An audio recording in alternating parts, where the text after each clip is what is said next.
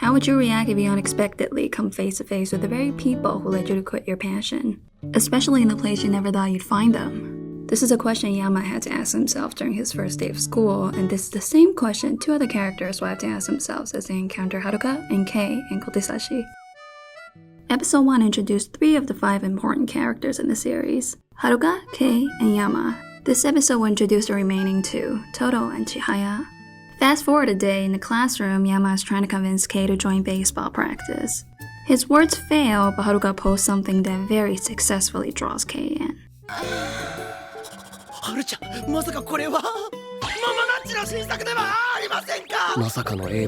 As you will come to see, porn is a very important tool in this series. But getting Kei to the baseball field is only step 1. After the events of the last episode, it won't be easy getting Kei to catch pitches again. But batting gloves attract his attention. Haruka makes 3 pitches, Kei misses all 3, and immediately gets bored, asking Haruka to do a demonstration for him. Haruka's swing is very well drawn in the manga. His swings give Yama self-esteem another hit. Haruka represents something Yama can't and won't ever reach. Yama doesn't seem to be jealous, just in awe, and is quick to compliment Haruka. すごいなんてもんじゃないよ。あの名門、法屋シニアのエースで4番。神童、いや、天才だよ。 Inspired, Kei again picks up the bat, but something still feels off. Here, Haruka points out that Kei is a left-handed batter. お前、左打ちだろ。 If you look at episode 1, as a kid, Kei was a righty, just like Haruka. But by the time Kei was in Hoya Senior League, he changed to left batting.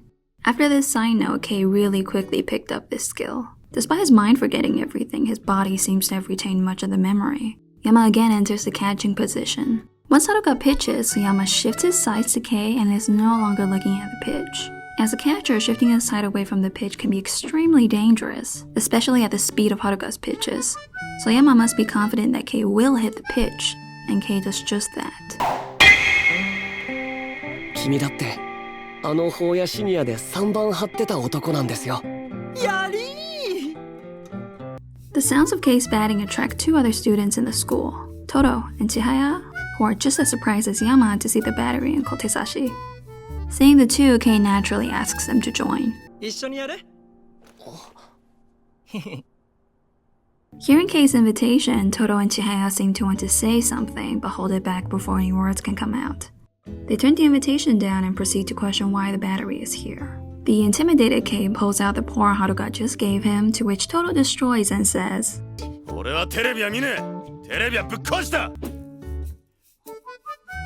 By the way, in the manga, there are 3 references packed in this section.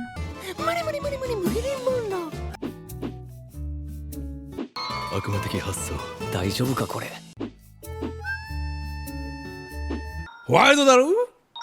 Hold だろ? Wild だろ? After Todo and Chihaya learn of Kei's amnesia, Yama gives it a second try in recruiting the 2, going as far as to say, やらなきゃバチ当たりますよね。 Todo turns down Yama's invitation, claiming to have completely given baseball up, without regret, without ever looking back. Todo further adds that he will be cursed if he ever picks up baseball again. Chihaya says nothing, but it is clear he agrees with Todo. As the 2 walk out of the field, Haruka calls out to them, asking if they had previously been defeated by him and Kei, further adding that he is not interested in players he had defeated, and thus does not remember their names. This enrages Todo and Chihaya. They are now drawn back to do an at-bat match. As we had seen in episode 1, Todo is terrified of Haruka's pitches, so much so that he sees a flashback of Haruka's pitching overlapping with the current moment. The next page in the manga is extremely well drawn. It makes Todo look like he is set on fire. Yama very quickly observes that Todo still trains his lower body, further adding that this is not a simple at-bat match. For Todo and Chihaya, this means having to again face what led them to quit the sports they have dedicated their lives to. As expected, the tension grows extremely high. Here, Kei steps in again. He pulls his usual attitude, and it works. Todo seems to have relaxed. For the first pitch, Todo makes a full swing. In the manga, Yama adds, he wasn't even looking at the pitch, he gave a strike just to provoke him? Already you get an idea of Todo's batting style. Whether his swings hit the pitch or not, it is a great way to get the action moving. Todo's provocation works. Haruka's second pitch is significantly faster. The third pitch is very well drawn in the manga. It looks as if Haruka's pitch is trying to push its way into Todo's panel. Todo hits this pitch very cleanly. But if there's something Haruka hates, that would be his pitch being hit. So he starts to pull attitude and continuously pitch at Todo. Listen to what Todo has to say about this. Hitting the ball has become a reflex for him. It has taken root in his body. Chihaya, on the other hand, who has been watching the entire thing, makes these comments. 参りましたね。一打席勝負といっても、俺にはそこまでの長打力はないですし。 Long hits or extra base hits are basically hits that gets the batter past first base. So double, triple, and home runs are all long hits. Obviously, in order to make these hits, the batter needs incredible strength. Just by looking at his physique, you can tell Chihaya is not a power type player. His skills in baseball come largely from his knowledge of theories and techniques. So instead of showing his skill as a batter, he demonstrates his skill as a runner.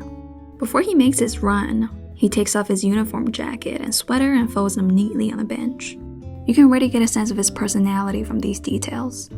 In the manga, Chihaya's running panel is also very well drawn. Two things to remember in this section. One is when Chihaya passes the ball back, he uses a one hop. 肩はないのでワンバン。 The second is Yama realizing Chihaya is a good liar. 千早くんは嘘つくのうまそうだな。 At the end of the match, Haruka again calls out to Todo and Chihaya, but this time by their names. 東堂葵、千早俊平。 This is not Haruka's attempt at keeping them. It is just a demonstration that he approves of their skills. Yet to be approved by a genius will be enough to make any person happy. 力。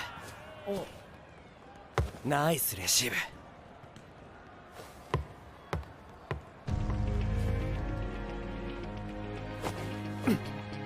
ブ。ずるい。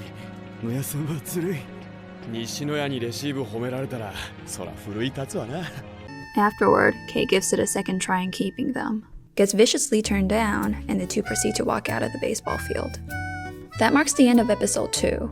This episode sets up quite a number of important details that will eventually come up later on in the story, especially in relation to the personal arcs of each character.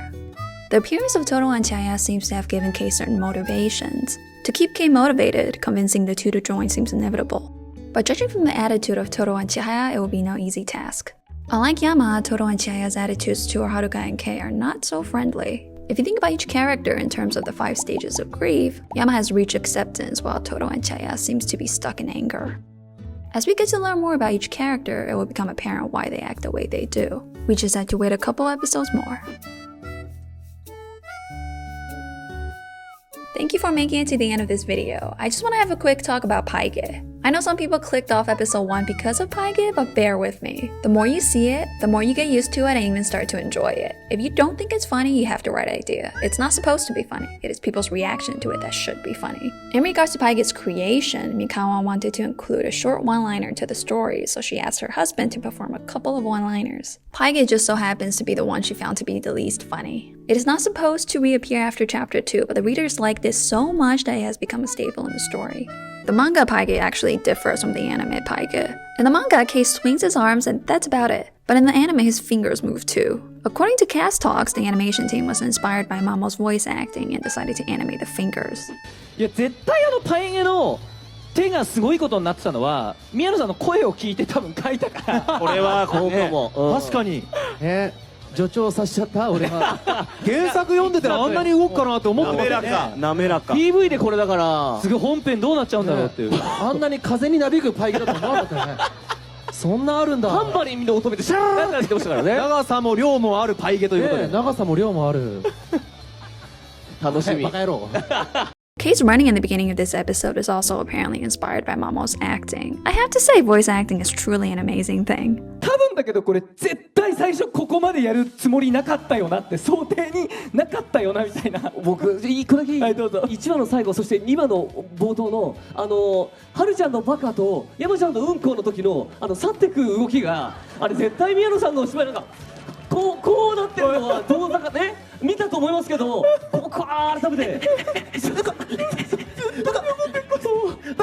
ずっとうっすらちゃんと聞こえてるのが愛だなって感じましたごめんねMikawa's husband, Takashima Eiju, by the way, is a large contributor to Oblivion Battery. He played baseball in high school and also has a baseball manga of his own called Quattro Battery if you are interested.